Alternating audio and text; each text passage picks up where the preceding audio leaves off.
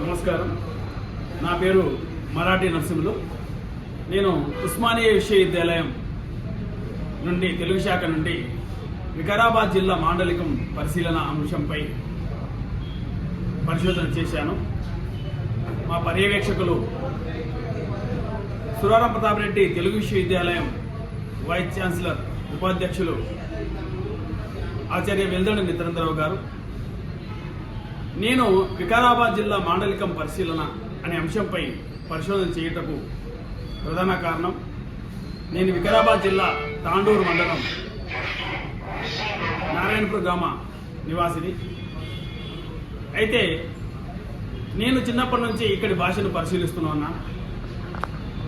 భాష మీద మక్కువ ఎక్కువతో హైదరాబాద్ కేంద్రీయ విశ్వవిద్యాలయంలో ఎంఏ తెలుగు చదివేటప్పుడే ఆచార్య కేకే రంగనాథాచార్యులు గారు నాకు మాండలికాలపైన ఆసక్తి కలిగించారు.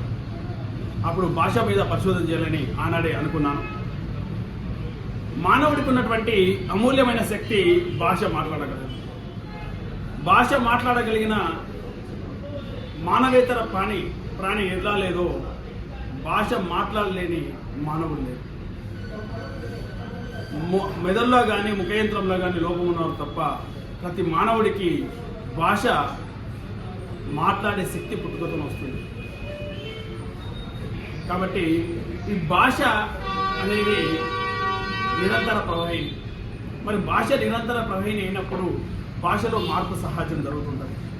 కాబట్టి భాషలో ఎటువంటి మార్పులు జరుగుతున్నాయని నేను గమనిస్తే ఈ మాండలికాల